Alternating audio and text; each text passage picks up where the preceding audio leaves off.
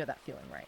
You've likely felt it tightening in your chest long before you could actually put a precise name to it. Oh, absolutely. That sort of creeping realization. Yeah, exactly. You're sitting there, the daily news cycle turns over, the chyrons sharpen, and suddenly you, the viewer, are framed as a fundamental problem. Right.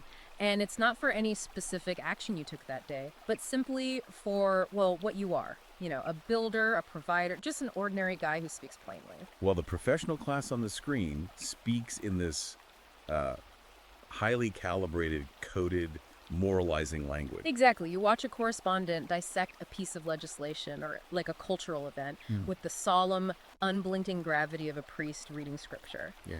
And, you know, on some deeper cellular level, that her loyalty doesn't actually lie with informing you. It runs in the exact opposite direction toward the grant writers, the platform algorithms, and the corporate boards that fund her access. It is a profound sense of cognitive dissonance for the consumer. I mean, you are tuning in to understand the world, but the broadcast seems designed to enforce a specific behavioral consensus. A consensus that usually paints you as the bad guy. Right. It's the creeping realization that you are effectively being billed for your own psychological management. That feeling right there, the idea that the narrative is actively managing your reality, that's our exact starting point today. So it's a huge topic. It really is. We are breaking open a massive, ultra-long, and incredibly incisive text published in 2026. It's titled Presstitutes, Paid Propaganda Writers of the Powers That Be by Conrad Riker. That's a fascinating read. Oh man, if you want to look under the hood of the modern media landscape and see the actual wiring, this is the deep dive for you. Now, before we rip into the gears of this machinery, please do us a huge favor, hit the like and subscribe buttons right now. Please do. We really rely on your engagement to keep bringing you these deep dives, and I strongly encourage you to check out Amazon Kindle and Google Playbooks right now to buy this fascinating ebook. Yeah, you really need the full context. Seriously, open a tab and go grab it. Yeah. To truly grasp the scope of these arguments, you have to read the full text. It is a dense, deeply provocative text. And to set the context for you, the listener, I mean, this analysis is tailor-made for men seeking to understand the history of our core institutions. Right. And specifically, how they were fundamentally altered by what the author describes as ideological capture. Which is basically the takeover by feminist and Marxist frameworks, according to Riker. Exactly. Riker is addressing an audience that feels their worldview has been entirely marginalized. He's writing for men trying to comprehend how the institutions they historically built, funded, and sustained were effectively captured. Captured and then turned against them. Right, turned against them by a professional managerial class. So he attempts to map out the exact mechanics of this shift, tracing the capital flows, the linguistic alterations, and the shifting definitions of objective truth. But before we get into those mechanics, we need to lay down a crucial disclaimer. We have to be absolutely clear about our role here today. Very important. Yeah. This text contains explosive, highly politically charged arguments. We're talking about deep, structural, and often, frankly, aggressive critiques of corporate media, global NGOs, and modern social movements. Right. And as your guides, we are not taking sides. Not at all. We are not endorsing the viewpoints of the author, nor are we dismissing them. Our mission is strictly analytical. We are going to unpack Riker's worldview, impartially report on his claims, and just help you understand how the architecture of his argument functions. Exactly. We're treating his book as a complex piece of engineering, and we're going to take it apart so you can see how the designer meant for it to run. Precisely. The value of this deep dive lies in understanding the architecture of the argument. Whether you ultimately agree or disagree with the premise, analyzing the structure of these claims is, well, it's essential for anyone trying to navigate the modern information space. So, if the feeling is that the narrative is actively managing us, where does this book say that management actually starts? Let's look at the plumbing. The plumbing, right. The core thesis here is an absolute sledgehammer. The text posits that contemporary media did not abandon neutrality by accident. No, not at all. It wasn't some natural, organic drift of public sentiment or just a few biased reporters getting sloppy. Riker claims the media apparatus was methodically acquired, reorganized, and transformed into a highly efficient firm for psychological control. He labels this manufactured consent 2.0. Yeah, version 2.0, which implies a version 1.0, right? Right. To understand what he means by version 2.0, we have to establish what 1.0 was. Back in 1988, Noam Chomsky and Edward Herman published the original manufacturing consent. A classic text. Exactly.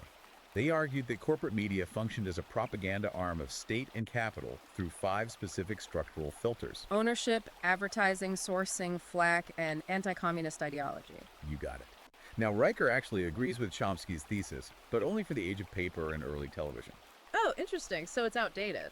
Yeah, he uses a very specific analogy to differentiate the eras. He says Chomsky was describing the mechanics of a musket. A musket? Okay. Right, today's model, manufactured consent 2.0, is a sniper rifle with a thermal scope. Okay, let me just push back on that analogy for a second because, I mean, it sounds great, but what does it actually mean mechanically?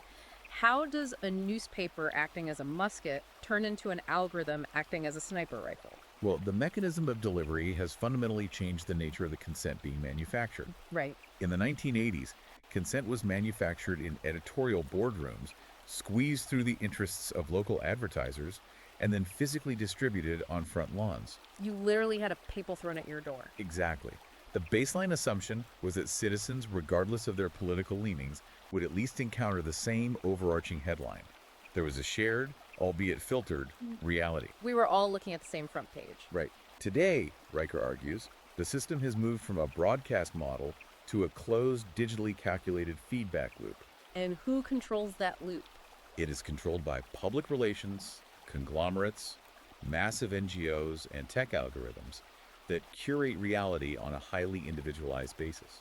So the original model assumed a somewhat passive audience receiving a single broadcast, but the current system is like actively hunting the individual user. Exactly, hunting. Riker maps out how NGOs fund hyper-specific research, right? And that research generates targeted headlines. Okay. Those headlines generate a very specific public alarm among a curated demographic, and that localized alarm is then used to justify the next round of multi-million-dollar grants. Wow. So the reporter is completely out of the equation as an investigator. Right, the reporter is no longer functioning as an independent watchdog out in the field. According to the text, the modern reporter is simply a herald, carrying prepackaged dispatches from the grant writers directly to the algorithm. And the algorithm's job is just to find the person most vulnerable to that specific dispatch. Yes. The algorithm ensures the message is hyper-targeted. It curates reality based entirely on engagement metrics. Which is terrifying when you think about it. It is. Riker states a terrifying premise regarding modern truth. He says finding something makes it real in the current public arena, because data that is hidden essentially lacks practical existence. Wow. So if the algorithm buries a piece of objective reality, for all intents and purposes, it just never happened. It never happened. Man, if we follow Riker's logic here, he doesn't just make these grand, sweeping philosophical claims, he actually follows the money. He really does. He points out specific financial examples to illustrate what he calls the ledger of loyalty. For instance, he notes that defense contractors like Lockheed Martin spent over $30 million on measured media in the U.S. in a single year around 2019. That's a massive ad spend. Right. And he poses a structural question. If a major news network relies on that specific revenue stream to keep the lights on, how rigorous, how truly adversarial is their coverage of civilian casualties, or the actual battlefield effectiveness of those weapon systems going to be? He is outlining the concept of structural falsification here. Structural falsification. Break that down for us. Riker argues that if a news organization publicly claims to be an independent champion of the public interest, but relies heavily on pharmaceutical or defense advertising, their claim of independence is structurally falsified from the outset. Because they literally can't afford to be independent. Exactly. They cannot perform the duty they advertise. He points to the BBC as a prime historical case study of this institutional degradation. The BBC? But they're publicly funded. Well, they were once considered the austere, publicly funded conscience of British media. But Riker notes that today it derives a massive portion of its income, over 60%, according to his data from BBC Studios' commercial revenue. Okay, let's test that logic, though. Defenders of the BBC would say that commercial revenue allows them to rely less on the government, right? Making them more independent. How does Riker argue that this specific commercial revenue corrupts the news product? He argues it creates a direct, undeniable incentive for brand-safe, risk-averse consensus broadcasting. Because you can't scare off the corporate partners. Exactly. Between 2021 and 2023, he points out that the UK communications regulator Ofcom logged record complaints regarding the BBC's aggressively pro-establishment framing of news events. So they were playing it extremely safe. Yes, The structural argument is simple.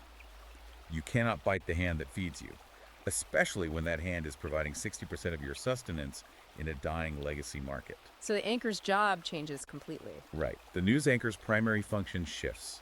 They no longer inform, they manage the audience's emotional state, carefully subordinating raw truth to the corporate entertainment imperative. This brings to mind this brilliant analogy Riker uses to explain this structural control.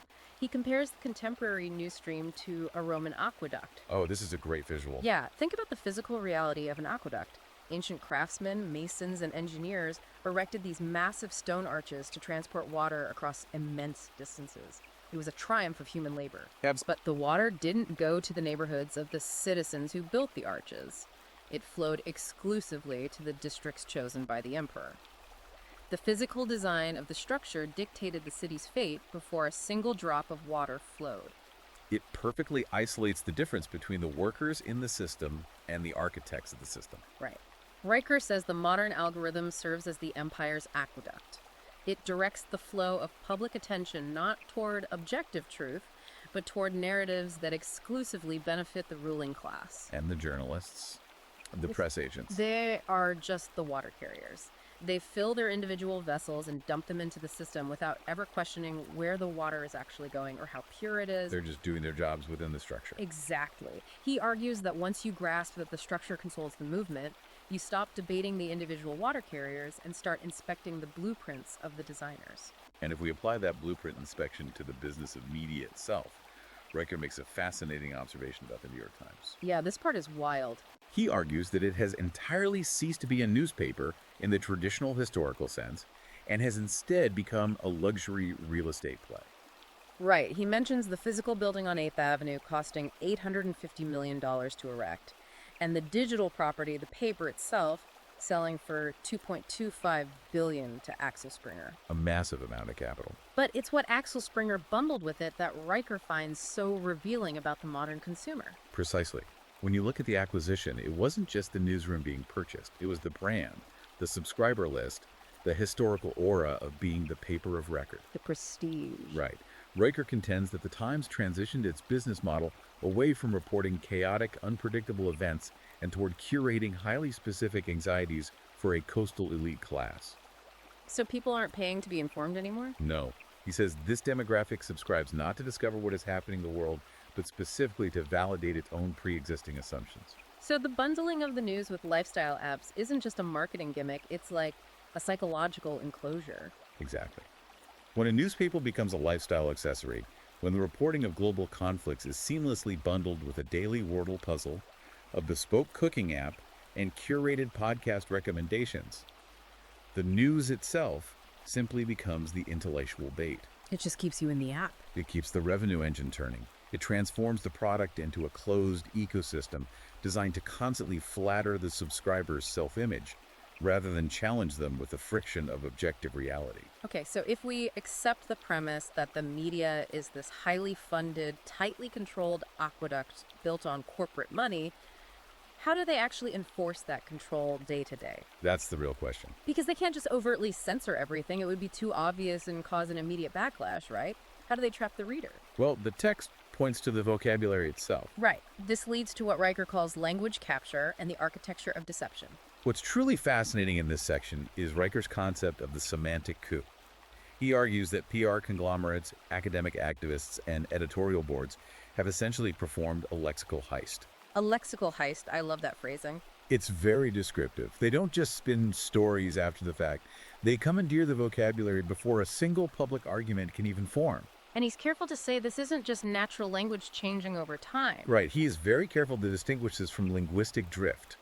Linguistic drift is the natural, beautiful, organic evolution of language over centuries through millions of speakers. That's how we get slang and new idioms. Exactly. What we are seeing now, he argues, is a hostile takeover. It is top-down, it is unilateral, and it is highly punitive if you fail to adopt the new definitions. He gives the example of the word bias. The evolution of this single word is wild.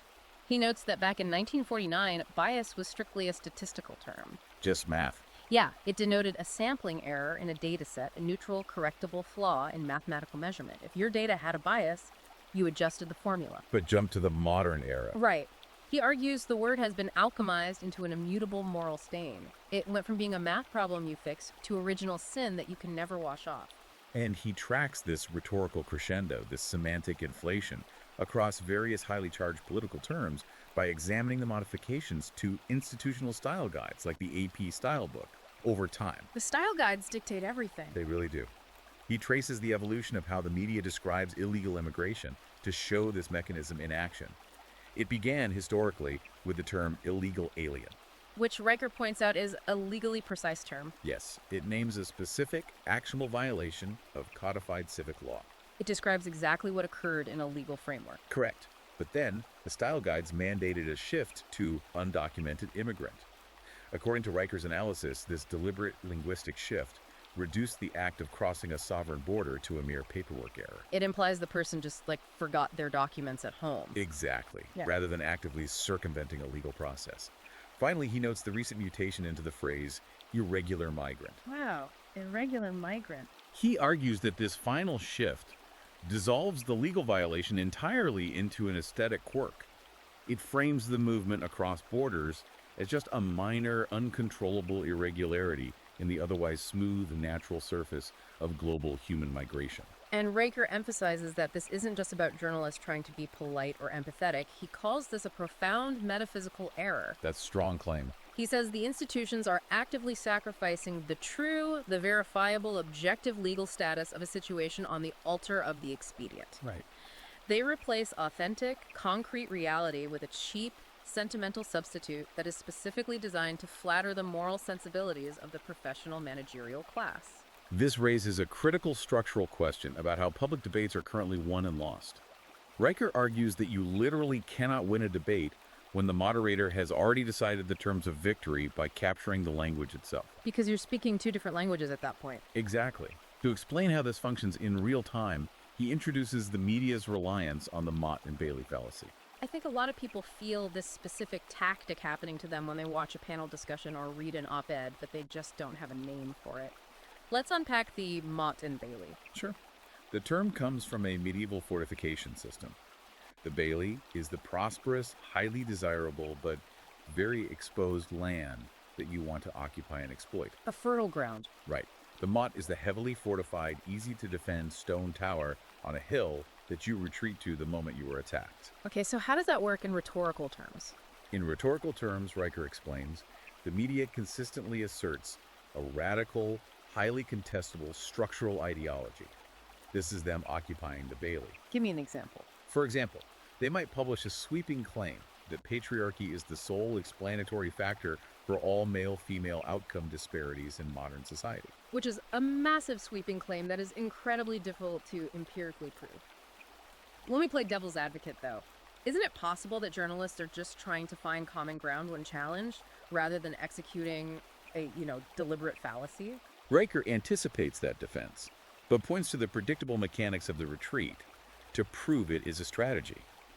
When a critic challenges the sweeping patriarchy claim with empirical data, say, differing career choices or biological temperaments, the media apparatus immediately retreats to the Mott. They run to the tower. Yes. The Mott is a basic, almost unchallengeable empirical observation.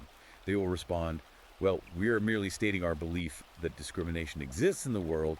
Are you denying that discrimination exists? Oh, wow. So the critic is suddenly forced to argue against the existence of basic human unfairness, rather than the radical structural theory. Exactly. The critic looks totally unreasonable for attacking them all. And once the opponent exhausts themselves or accepts the gentle, defensible version of the argument, the media immediately marches right back out to occupy the Bailey. And they just start pushing the radical claim again. The bold radical claim returns to the headlines, but now it is implicitly backed by the collective agreement that was secured in the Mott. If you follow Riker's logic, the reader is subjected to a constant, exhausting bait and switch. And then he introduces an even more aggressive linguistic trap, the Kafka trap. Oh, the Kafka trap is brutal. Kafka trap is brutal. This is where Riker says the jaws of the trap snap completely shut on the listener, specifically the male listener. A Kafka trap is a rhetorical situation where your very denial of a crime is used as the primary proof of your guilt. Yes. Riker outlines a specific syllogism to demonstrate how this is deployed in gender-focused media. The major premise posited by the legacy outlet is, Toxic masculinity is a pervasive cultural pattern that harms men and everyone around them. Okay, that's the claim. The minor premise is men who question or deny this diagnosis are exhibiting the exact defensive, fragile behavior characteristic of toxic masculinity.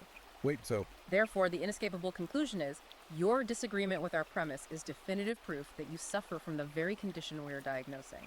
It functions as an inescapable logical mousetrap. It's a completely unfalsifiable closed loop. If you say, I don't think my behavior is toxic, the apparatus says that lack of self-awareness is exactly what a toxic person would say. you literally cannot win. But I have to stop and ask the question that I think any rational person would ask while reading this section. Go ahead. If this language is so obviously captured, if these logical fallacies like the Mott and Bailey and the Kafka trap are so glaringly obvious to anyone who took a freshman philosophy class, why do other journalists go along with it? It's a fair question. Right. Why doesn't a veteran editor in the newsroom stand up and say, wait a minute, this is intellectually bankrupt? Riker addresses this directly, and he doesn't rely on the idea of a massive, shadowy conspiracy. Okay, so it's not guys in a smoke-filled room. No. Instead, he uses the concept of the bureaucratic echo chamber and the very real modern threat of algorithmic excommunication. Algorithmic excommunication. He argues that the psychology of the modern journalist is not that of a corrupt, mustache-twirling mastermind. It is the psychology of a captive organism. A captive organism. Yeah. These professionals have been incubated in strict institutional consensus since their adolescence, moving seamlessly from the elite university to the curated fellowship, to the corporate internship, to the first desk job. So you're saying they literally haven't been exposed to an alternate way of processing information. It is partly a lack of exposure, but it is primarily a ruthless survival mechanism. Riker points out that the prestige economy of modern media explicitly and severely punishes independent verification if it contradicts the captured language. Oh, so if you step out of line, you're done. If you are a journalist and you challenge the new definition of a word, you don't just face a debate. You face the HR department. Wow. You face organized scrutiny from media watchdogs, and you face quiet exclusion from the top-tier news circles that dictate career advancement. He cites a historical example from 2019 where a New York Times columnist wrote a relatively mild piece critiquing campus conformity, which immediately triggered a highly publicized internal mutiny in the newsroom. The message to the rest of the staff is crystal clear. Absolutely clear. Compliance is not optional, and your own colleagues will function as the enforcers of the consensus. It's self-policing. Yes, if you insist on utilizing unapproved language or challenging a Kafka trap, you face algorithmic excommunication. You are shadow banned, your independent platforms are demonetized by payment processors, and you are effectively unpersoned in the digital public square. It is a stark choice. Comply with the captured language or face professional death. That's the reality Riker describes. So we have this captured vocabulary enforced by algorithmic survival operating within a corporate-funded aqueduct. And this brings us to the core of Riker's demographic argument. This is where it gets very specific. He argues that this entire apparatus is aimed squarely at one specific group. The text calls it the inversion of chivalry, focusing on how this machinery targets men. This is undoubtedly the most provocative and central thesis of Riker's entire book. He argues that the primary propaganda project of the current era is the deliberate, methodical redefinition of male provision, male competence, and male protection. Redefining all of it. Yes. He states that a century ago, a man who worked a dangerous job and died saving others was culturally codified as a hero. Today, he argues, the media script flips that entirely. How so? It frames a man who works himself into an early grave to provide for his family not as a figure of sacrifice, but as a tragic victim of his own toxic masculinity, or worse, as an oppressor hoarding resources. He argues the media takes everything traditionally understood as a male virtue and flips it upside down. He says the press excels at converting male action into hostility and male frailty into strength. This is a complete inversion. And to prove this isn't just his own subjective feeling, he offers the reader a practical analytical tool. He calls it the sex swap filter. It's such a simple but effective tool. It's an incredibly simple mechanism for reading the news, but the results he claims it produces are devastating. He says, take any mainstream headline or Nature article involving gender dynamics and simply swap the genders of the subjects. If we look closely at Riker's examples for how the sex swap filter exposes editorial bias, it's pretty glaring. He notes that if a woman sets strict boundaries in a relationship or a workplace, the legacy media frames her actions using terms like empowered, practicing essential self-care, and dismantling expectations. All very positive, affirming terms. Right. However, if a man sets identical boundaries or demands the same standards, the media utilizes the captured language we discussed earlier to frame him as controlling, rigid, and emotionally abusive. It's the exact same action, just filtered through a different gender lens. Mhm. He gives another example. If a woman chooses to step away from a high-powered career to stay home and raise children, the media narrative treats it as a valid personal choice against capitalist grind culture. Right. But if a man expresses a preference for a traditional household structure where he is the primary earner, the narrative immediately pivots to suggest he is trapping his partner or enforcing archaic patriarchy. The double standard is baked into the language. Exactly. If a woman is openly angry at a perceived injustice, she is described as passionate and finding her voice. If a man exhibits the exact same vocal anger, he is labeled threatening and unstable. Riker argues that applying this filter strips the rhetorical paint off the machine. It reveals that the media's moral framework isn't actually concerned with universal justice or equality. It's about power.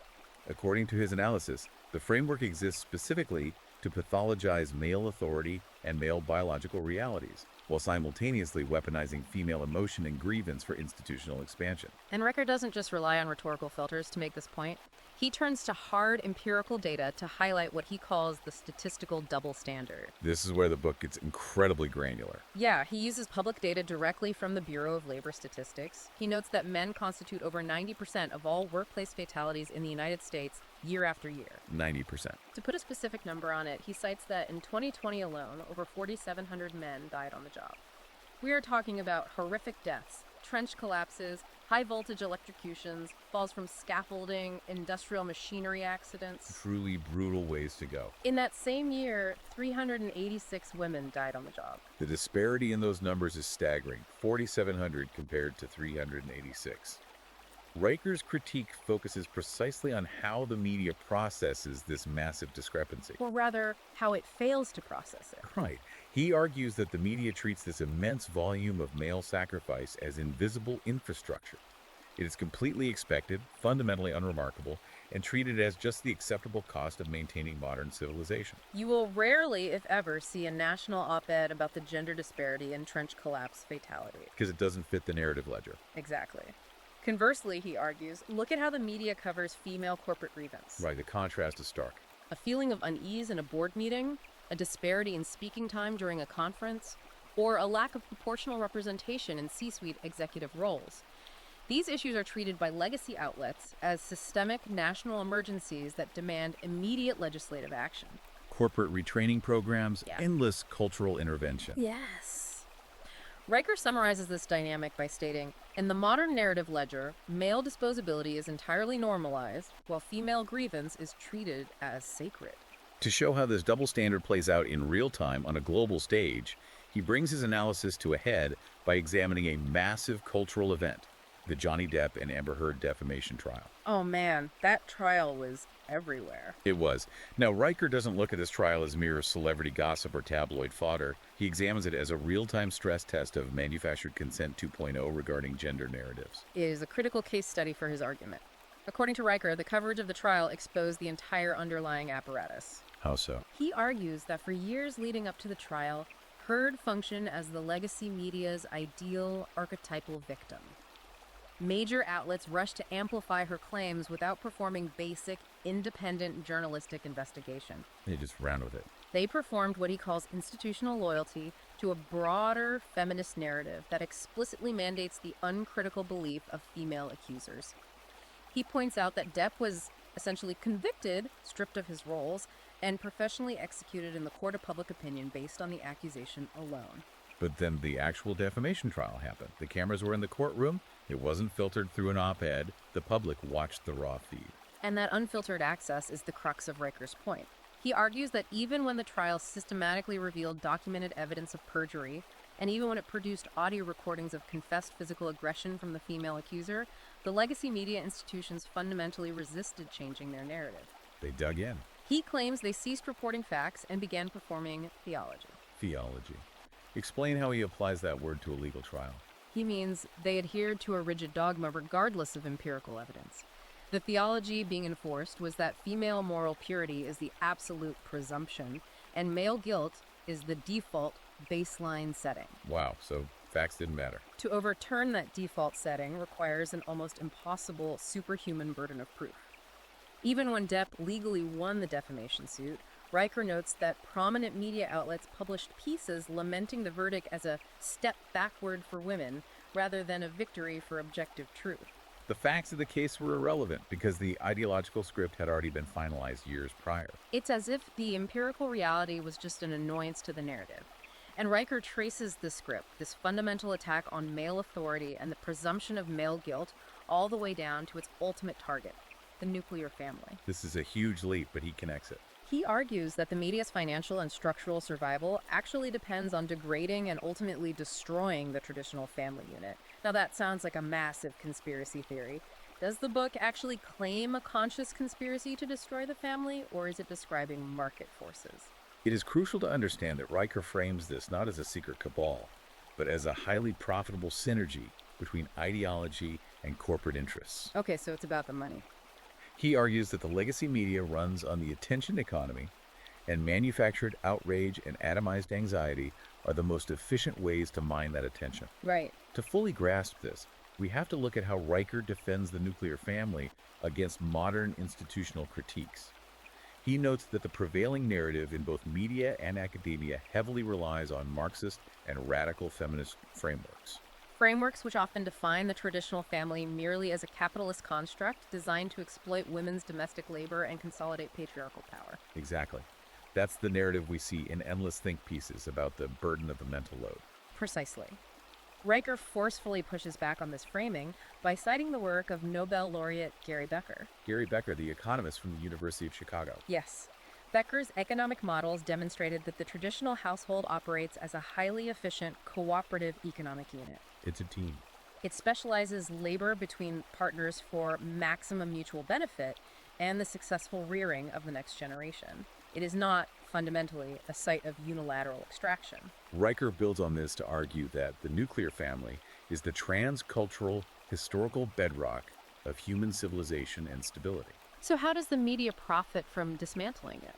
Well, Riker contends that the liberation the media constantly sells to women is, in reality, a sophisticated debt trap. A debt trap. By culturally encouraging women to liberate themselves from a cooperative, interdependent family structure, the system effectively pushes them into atomized wage slavery for massive corporations. Oh, wow. Simultaneously, the state heavily taxes their labor to fund the sprawling bureaucratic programs required to replace the vital functions the family used to perform for free childcare, elder care, emotional support.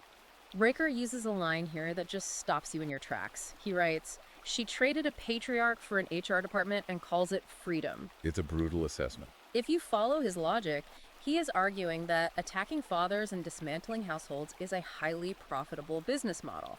It is subsidized by corporate foundations because isolated, anxious, atomized individuals are the perfect consumers. They buy more things. A broken household consumes more state therapy, more pharmaceutical interventions, and infinitely more digital streaming subscriptions to numb the isolation. This brings us logically to the operational mechanics of the whole system. Right. If this gendered propaganda and institutional capture is the overarching goal, how is it practically sustained day after day without exhausting the public into apathy? People would just get tired of it, right? Exactly. Riker outlines a specific, repeatable operational model he calls the crisis engine. The crisis engine. Let's walk through how this engine actually runs, because he claims it operates in 4 distinct, predictable stages to convert public panic into institutional power. It's a very systematic approach. Step 1 is the claim. The media suddenly asserts that there is a new existential emergency requiring immediate sweeping action. It could be a new variant of a virus, a sudden epidemic of online misinformation, or a newly discovered form of systemic bias. Step 2 is the assumptions. Woven into the coverage of the crisis is the built-in premise that the ordinary man, the local community, or the traditional family is inherently incompetent or perhaps too dangerous to handle the threat themselves. You can't be trusted to fix it. Right. Step 3 is the evidence. But Riker is careful to point out that the evidence presented is rarely raw, objective data. It's curated. Instead, it is the deliberate, curated elevation of highly emotional testimonials, statistically manipulated models, and manufactured outrage, which are prioritized over cold empirical reality. And finally, step 4. The mechanism. This is the payload of the entire operation. The actual goal. The inevitable, pre-planned expansion of bureaucratic and regulatory control is presented as the only viable solution to the crisis. Let's apply that to a hypothetical to see how it works. Say the claim is toxic diet culture online. Okay. The assumption is parents can't regulate their kids' internet use. The evidence is a barrage of emotional interviews with teenagers and a study funded by an NGO. And the mechanism is, what? A new federal task force on algorithmic health. Exactly. Riker's terrifying conclusion is that the crisis engine is not actually designed to solve the crisis, it is designed to operationalize it. Wow. The public panic is merely the combustible fuel, and the final destination is always the same. A substantially larger budget for the managing institutions and a correspondingly smaller scope of individual liberty and parental authority. It's a perpetual motion machine of anxiety. Yeah. But the engine needs fuel. Where do the credentialed experts come from who validate these crises on cable news every single night? They don't just appear out of nowhere. No, they don't. This is where Riker exposes a process he calls the Fellowship to Soundbite pipeline. This is a vital piece of the puzzle regarding how manufactured consent 2.0 sustains its illusion of objectivity. Riker explains how massive, well-endowed, globalist entities he specifically names the Gates Foundation, the Ford Foundation, and the Open Society Foundations quietly funnel hundreds of millions of dollars into media NGOs and what they broadly label as journalistic training programs. But the text argues it's not just about teaching journalists how to file FOIA requests. It's about minting the very experts the journalists will later interview. Precisely. Riker describes it as an intellectual laundering schema. It works like this.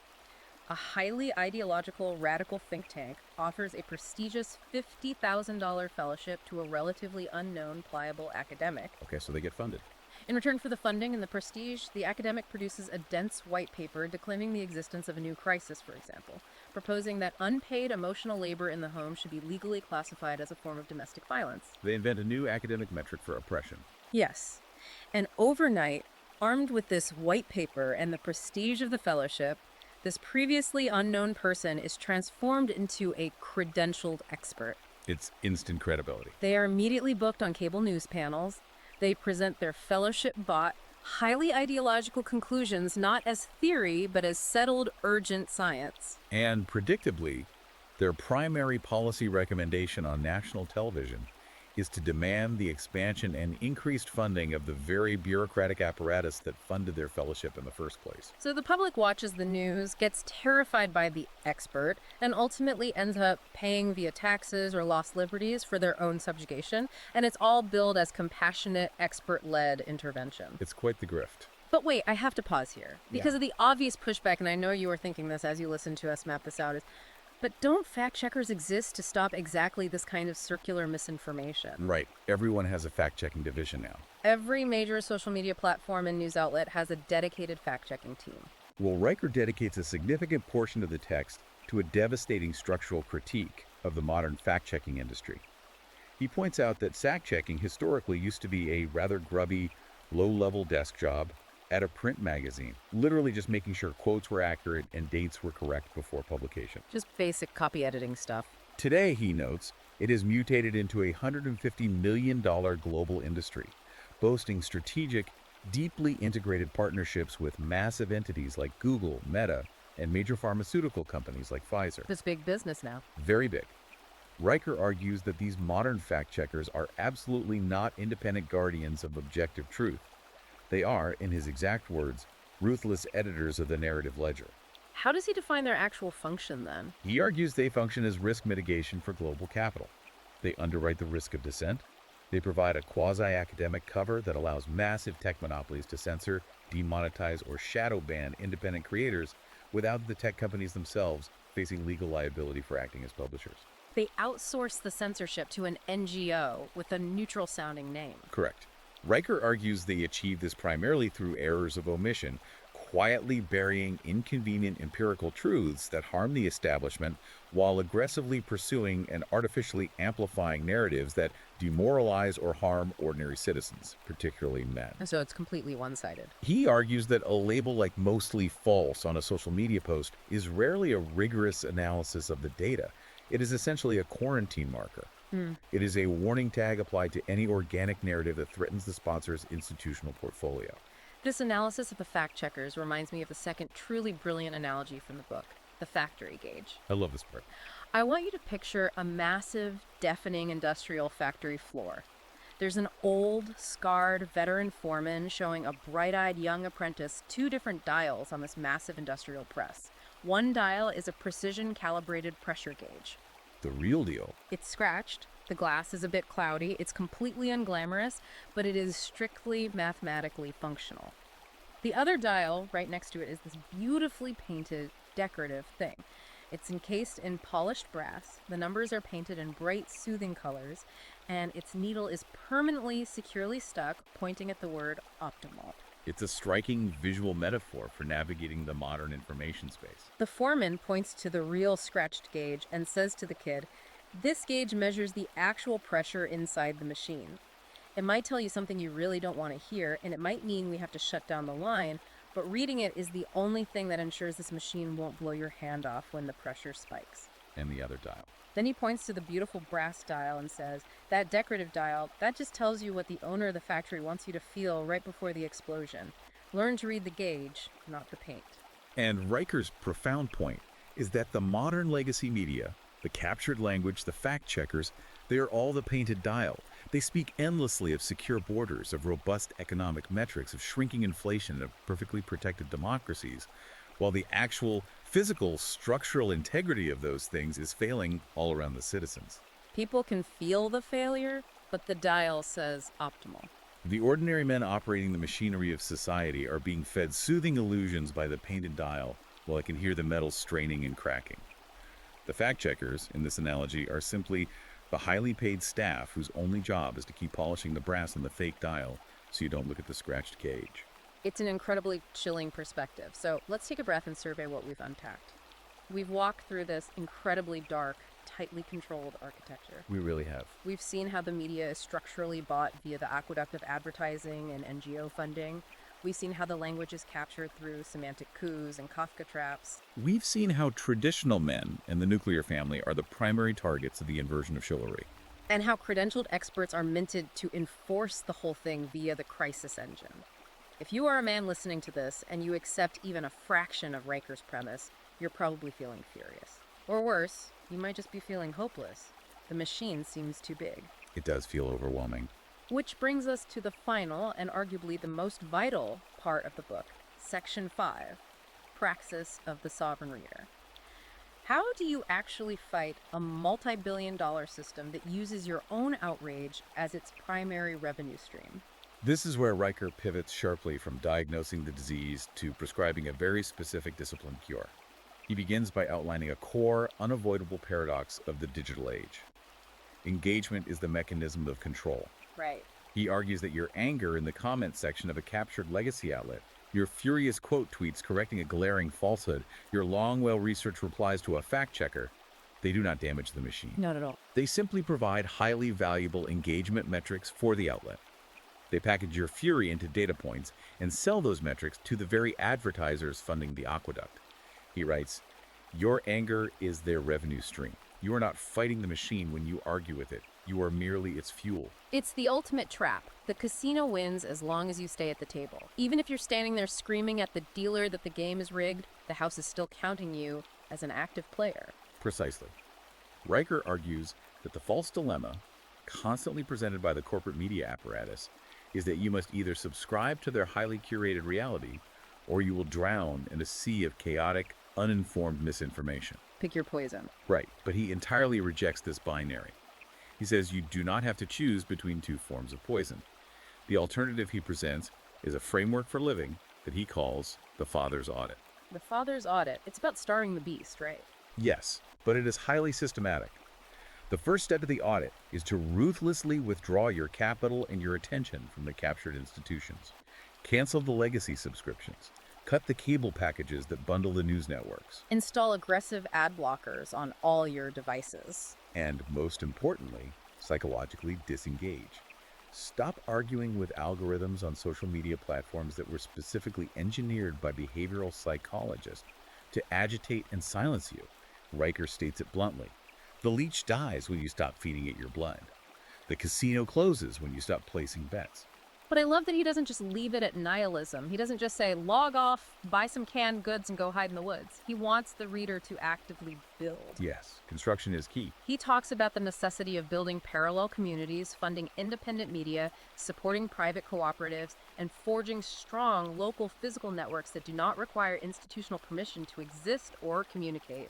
And most importantly, he brings the focus back to the foundational unit he defended earlier, the household. He heavily emphasizes the role of fathers in teaching their sons what he terms the praxis of masculine restoration. What does that entail, practically? He argues that instead of handing a young man the media's default victim narrative, or conversely, an attitude of aimless, destructive rage, a father must hand his son a ledger of strict duties, unyielding boundaries, and objective standards of competence. Actionable things. Exactly. He advises fathers to explicitly teach their sons that modern institutions will almost certainly frame their natural competence as a threat and their desire to protect as a form of oppression. And the response to that framing must not be online whining. It must be disciplined, documented, strategic resistance. Not performative rage, not miserable surrender, disciplined, productive resistance. And he actually gives the reader a rubric for evaluating this resistance. The transcendental. Right. He says you must measure your household and critically evaluate every piece of information you allow into your mind by the classical transcendentals: truth, goodness, beauty, and justice. When you read an article, ask, does this claim actually correspond to objective, observable reality? Is the logical structure valid, or is it a Mott and Bailey? Are the premises unbiased? Exactly. If the media narrative fundamentally violates the basic law of non-contradiction, like claiming male sacrifice in the workplace is an unspoken expectation, but female unease in a meeting is a systemic national emergency, then it entirely fails the test of truth and justice, and it must be discarded. Riker's ultimate concluding message is one of returning to logos. It is a demand to prioritize objective truth over manufactured consensus, to embrace difficult duty over curated comfort, and to insist on rational consequence over bureaucratic appeasement. It's a call to action in the truest sense. He argues that despite what the legacy media portrays, the traditional father is not the problem with society. He is the essential, load-bearing infrastructure. And the sovereign reader does not win by debating the Presstitute on their own heavily moderated platform. He wins by leaving the room, reclaiming his attention, and building something enduring with the time and capital he has saved. Build a life they are structurally incapable of measuring. Wow. Okay, we have covered an immense, challenging amount of ground today. We've looked at the transition from Chomsky's musket to manufactured consent 2.0. We've dissected the semantic coup of language capture, examined the deeply unsettling inversion of chivalry, and the statistical double standard. We mapped the 4 stages of the crisis engine, and finally, we looked at the praxis of logging off and reclaiming your own reality.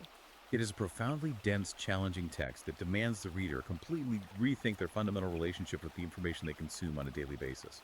Riker challenges the reader to find the courage to look past the soothing, painted dial and learn to read the scratched, uncomfortable gauge of reality. And that leads us to a final, provocative thought to leave you with today. Something entirely inspired by Riker's text, but pushing the implications even further. If we accept that the entire multi-billion-dollar architecture of the modern media state, the algorithms, the PR conglomerates, the fact-checkers, the think tanks, if all of it relies exclusively on harvesting our attention to survive, does that mean the most radical, revolutionary act a man can commit today isn't to protest or to post or to win an argument in the comment section? What is it then? Is it simply to log off, walk outside, and quietly build a life the media is structurally incapable of measuring? It is a profound question of where true power actually resides, in the desperate ability to shout the loudest within a rigged system, or the quiet strength to step completely outside of it. That is something you're going to want to seriously mull over. Thank you so much for joining us on this intense, complex, deep dive. We really hope this breakdown gave you the analytical tools to see the machinery a little more clearly. It's a lot to process. It is. Remember, please hit that like and subscribe button right now. Your support is the only way we can keep bringing these comprehensive deep dives to you. And finally, if this analysis intrigued you, if it challenged you, if it made you want to understand the history of our institutions, you must check out Amazon Kindle and Google Playbooks right now to buy Presstitutes, Paid Propaganda Writers of the Powers That Be by Conrad Riker. Highly recommended. You need to read the full, unabridged argument for yourself. And to stay updated on how these ongoing narrative battles are unfolding, make sure to follow the author at Conrad Riker on Substack. Until next time, keep reading the gauges, not the paint.